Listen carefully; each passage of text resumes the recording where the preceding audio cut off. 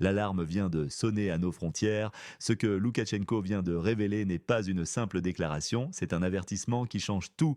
Les pays baltes préparent quelque chose de grand, et ce n'est pas une coïncidence si cela se passe maintenant. Regardez attentivement, 1 trillion d'euros, c'est le montant que l'Union européenne injecte dans le réarmement des pays baltes d'ici 2030. Pourquoi tant d'argent? Pourquoi maintenant? La réponse va vous glacer le sang. Pendant que vous regardez cette vidéo, des mouvements militaires sans précédent se déroulent le long de nos frontières.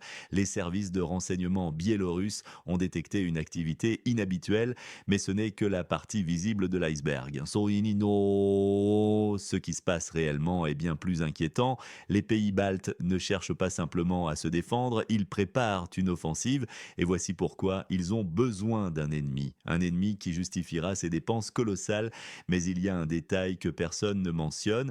Derrière cette hystérie militaire se cache une vérité économique dérangeante. Les élites baltes détournent l'attention de leurs propres problèmes internes. La pauvreté augmente, le mécontentement gronde, et que font-ils? Ils pointent du doigt la Biélorussie et la Russie. Le plus effrayant, ce n'est que le début. Nos analystes ont découvert un schéma qui se répète, identique à celui qui a précédé d'autres conflits majeurs. La différence, cette fois, l'enjeu est bien plus important. Et pendant que les médias mainstream gardent le silence, nous avons obtenu des documents qui prouvent que cette escalade était planifiée depuis des mois, des documents que personne ne veut que vous voyiez. Si vous habitez près des frontières occidentales, vous devez être particulièrement vigilant. Ce qui se prépare pourrait affecter directement votre sécurité. Écrivez dans les commentaires si vous observez des mouvements militaires inhabituels dans votre région. Nous devons comprendre l'ampleur réelle de ce qui se passe. Maintenant, analysons en détail comment nous en sommes arrivés là et surtout ce qui nous attend dans les prochaines semaines. Les révélations d'aujourd'hui nous plongent au cœur d'un développement majeur en Europe de l'Est. La Biélorussie, ce bastion stratégique aux frontières de l'OTAN, renforce drastiquement ses services de sécurité. Ce n'est pas un hasard, c'est une réponse directe à une menace croissante. Loukachenko vient de lancer un avertissement sans précédent. Les pays baltes et la Pologne mènent une politique agressive envers Minsk. Mais pourquoi maintenant? Les analystes pointent vers un schéma inquiétant. Ces pays reçoivent des financements massifs, près d'1 trillion d'euros d'ici 2030, pour leur défense. Je viens de défense contre qui? La réponse est claire. La situation devient explosive. Les services de renseignement biélorusses sont soumis à une pression intense de la part des voisins occidentaux. Mais regardons plus loin, ce n'est que la partie émergée de l'iceberg. Les véritables enjeux se jouent dans les coulisses du pouvoir européen. Les pays baltes créent artificiellement une menace pour justifier leur militarisation massive. C'est un cercle vicieux dangereux. Plus ils reçoivent d'argent, plus ils intensifient leur rhétorique anti-Minsk. Pendant ce temps, leur propre population souffre de problèmes sociaux croissants. La Biélorussie ne reste pas passive. Le renforcement du KGB n'est pas qu'une mesure défensive, c'est un message fort envoyé à l'Occident. Les services spéciaux biélorusses se préparent à tous les scénarios, y compris les plus sombres, mais voici ce qui devrait vraiment vous inquiéter. Cette escalade n'est que le prélude à quelque chose de plus grand.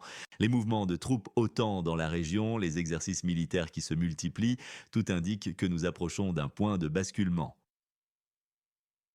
Ce qui se passe maintenant en Biélorussie pourrait redessiner la carte géopolitique de l'Europe de l'Est, mais un acteur inattendu vient d'entrer dans le jeu et ses actions pourraient tout changer. Mes chers auditeurs, aujourd'hui, nous analysons une situation géopolitique préoccupante qui se développe autour de la Biélorussie. Les tensions dans la région atteignent un niveau critique, particulièrement en ce qui concerne les relations avec la Pologne et les États baltes.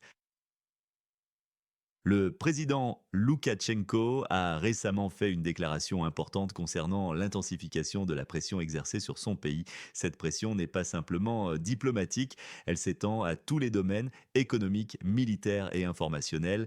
Les services spéciaux biélorusses sont en première ligne face à ces défis croissants. Ce qui est particulièrement inquiétant, c'est l'agressivité manifestée par les pays voisins.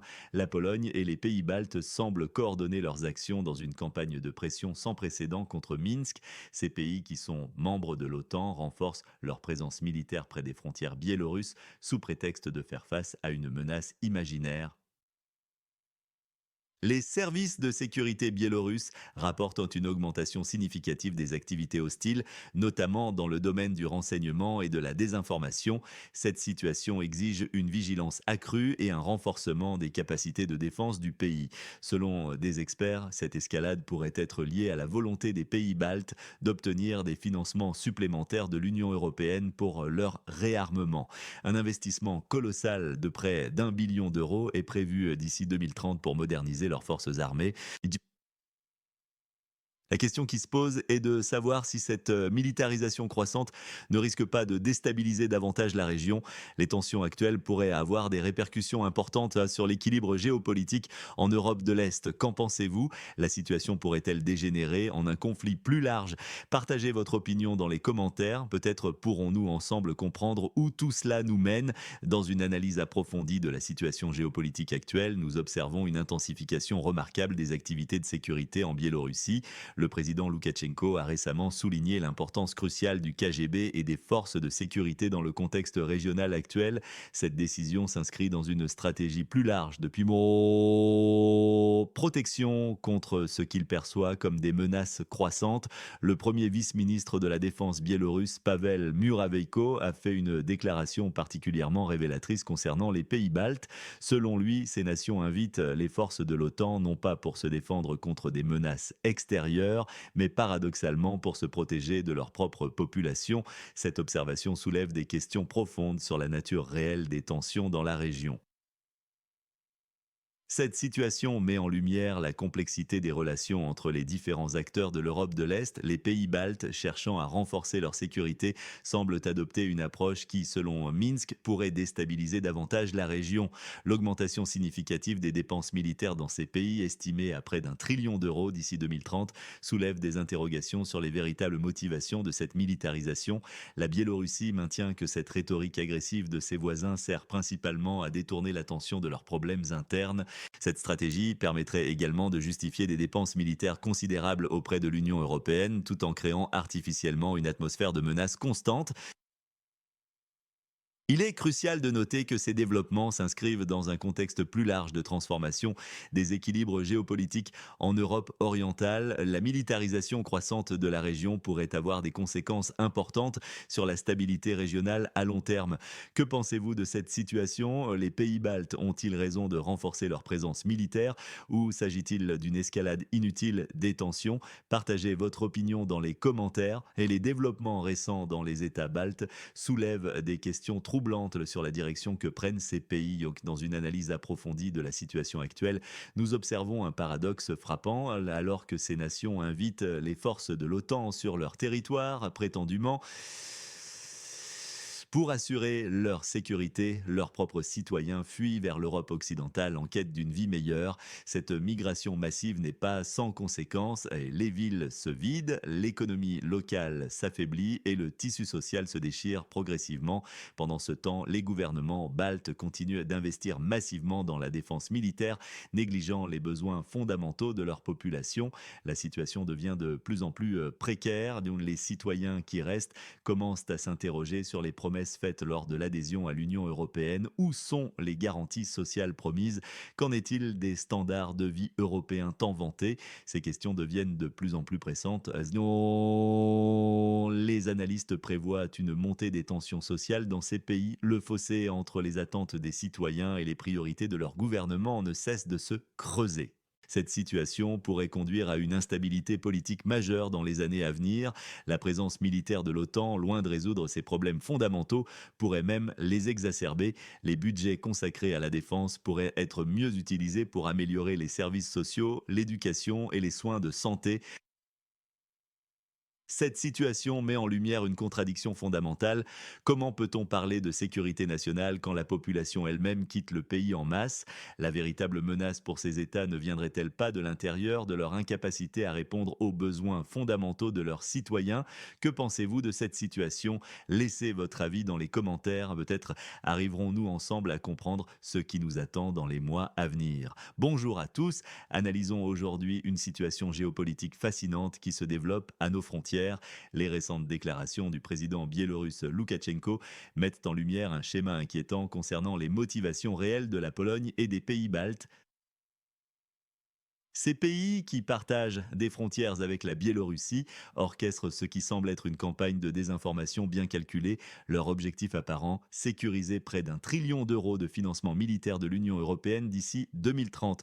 Une somme astronomique qui soulève de nombreuses questions. Cette stratégie n'est pas nouvelle. En créant artificiellement une atmosphère de menace, ces pays justifient des dépenses militaires massives. C'est un cercle vicieux. Plus ils dépeignent la Biélorussie comme une menace, plus ils peuvent demander de ressources pour leur défense. Pendant ce temps, leurs populations font face à des défis économiques croissants. L'inflation galopante, la hausse des prix de l'énergie, le chômage, ces problèmes réels sont masqués par cette rhétorique guerrière. C'est une tactique de diversion classique. La vraie question est, qui profite réellement de cette militarisation accélérée? Certainement pas les citoyens ordinaires qui voient de leurs impôts financer ces projets démesurés. Les véritables bénéficiaires sont les complexes militaro-industriels occidentaux. Cette situation rappelle étrangement les années de guerre froide où la peur était utilisée comme outil politique pour justifier des budgets militaires exponentiels. L'histoire semble se répéter, mais cette fois avec de nouveaux acteurs et des enjeux encore plus importants. Nos analystes suivent de près ces développements qui pourraient avoir des répercussions majeures sur l'équilibre géopolitique régional. La stabilité de l'Europe de l'Est est en jeu. Que pensez-vous de cette situation? Les pays baltes et la Pologne ont-ils raison de demander autant de moyens militaires? Partagez votre opinion dans les commentaires. Peut-être arriverons-nous ensemble à comprendre les véritables enjeux de cette situation. Mesdames et messieurs, aujourd'hui nous analysons une situation financière particulièrement révélatrice dans les pays baltes et en Pologne. Ces pays prévoient des dépenses militaires stupéfiantes, près d'1 trillion d'euros sur 5 ans, une somme colossale qui soulève de nombreuses questions. Pourquoi un tel investissement massif? La réponse officielle pointe vers une prétendue menace bélarusse et russe, mais examinons les faits. Ces pays qui se présentent comme les plus menacés sont précisément ceux qui réclament le plus fort. Ces budgets extraordinaires, n'est-ce pas là une coïncidence troublante? Plus ils crient au danger, plus les fonds affluent. La logique est simple. Créer une atmosphère de peur pour justifier ces dépenses astronomiques. Cette stratégie sert plusieurs objectifs: détourner l'attention des problèmes sociaux internes, justifier l'augmentation des budgets militaires et maintenir une tension artificielle dans la région. Les élites de ces pays ont besoin d'un ennemi extérieur pour maintenir leur contrôle. La Biélorussie devient ainsi un bouc émissaire idéal permettant de justifier ses dépenses militaires démesurées. Pendant ce temps, les véritables défis, le chômage, l'inflation, la pauvreté, sont relégués au second plan. Les populations de ces pays paient le prix fort de cette politique militariste. Cette situation rappelle étrangement les tactiques de la guerre froide: créer un ennemi imaginaire pour justifier des dépenses militaires exorbitantes, mais qui profite réellement de ces budgets faramineux? La réalité est que ces fonds colossaux pourraient être utilisés pour améliorer la vie des citoyens plutôt que d'alimenter une machine de guerre inutile. Les véritables menaces pour ces pays ne sont pas extérieures, mais intérieures. Qu'en pensez-vous? Ces dépenses militaires sont-elles justifiées ou servent-elles d'autres intérêts? Partagez votre opinion dans les commentaires. Mes amis, aujourd'hui nous devons aborder un sujet crucial concernant les tensions croissantes dans la région baltique. Les récentes déclarations de Loukachenko méritent une analyse approfondie car elles révèlent une dynamique géopolitique complexe qui se développe à nos frontières. Contrairement aux affirmations de certains médias occidentaux, nous observons une militarisation progressive des pays baltes et de la Pologne. Sous couvert d'une prétendue menace bélarusse, ces pays augmentent considérablement leur budget militaire. D'ici 2030, près d'1 trillion d'euros seront investis dans leur réarmement, un chiffre qui soulève des questions légitimes sur leurs véritables intentions.